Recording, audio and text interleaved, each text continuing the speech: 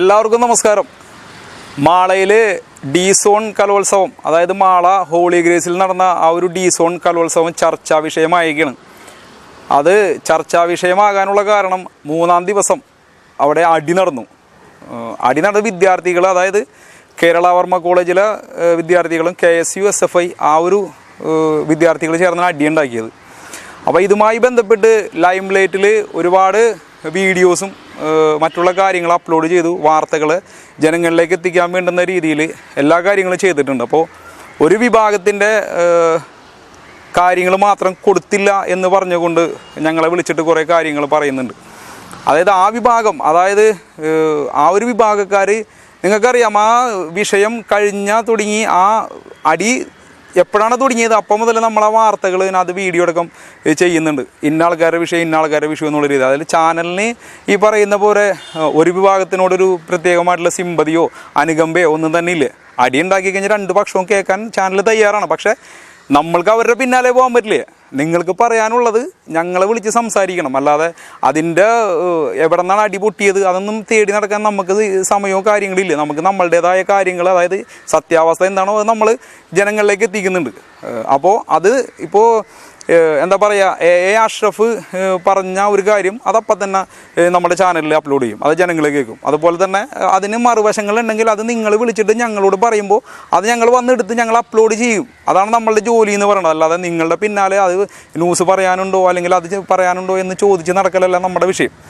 പിന്നെ ഒരു വിഷയമുള്ളത് ഒരു ആംബുലൻസിൻ്റെ വിഷയം.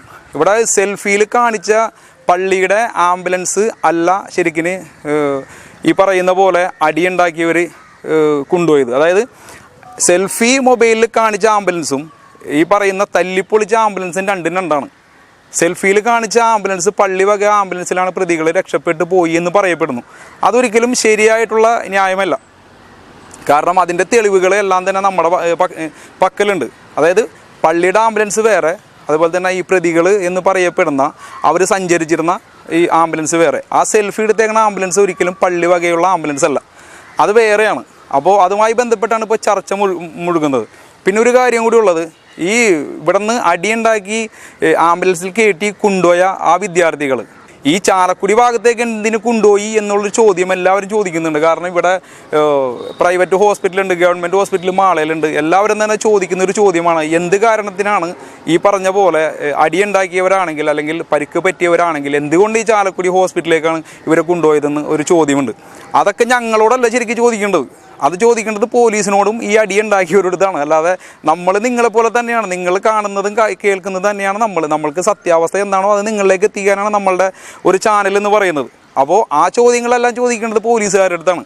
ഞങ്ങൾ പോലീസുകാരോടും ഇതുപോലെ തന്നെ ഈ പറയുന്ന സംഭവം നടന്ന അവരോട് ചോദിക്കുമ്പോൾ അവർ അതും ഇതും പറയും. ഒന്നില്ല പോലീസുകാരോട് ചോദിക്കാൻ പറയും, അല്ലെങ്കിൽ മറ്റുള്ളവരോട്. അത് തന്നെ ഞങ്ങൾ നിങ്ങളുടെ ജനങ്ങളിലേക്ക് എത്തിക്കുന്നുണ്ട്. അപ്പോൾ ഒരിക്കലും ചാനൽ എന്ന് പറയുന്നത്, ലൈം ലൈറ്റ് എന്ന് പറയുന്ന ഈ ചാനൽ ഒരിക്കലും ഒരു പക്ഷക്കാരുടെ അല്ല, കോൺഗ്രസിൻ്റെ അല്ല, അതുപോലെ തന്നെ DYFIയുടെ അല്ല, CPMൻ്റെ അല്ല, ആരുടെയും അല്ല.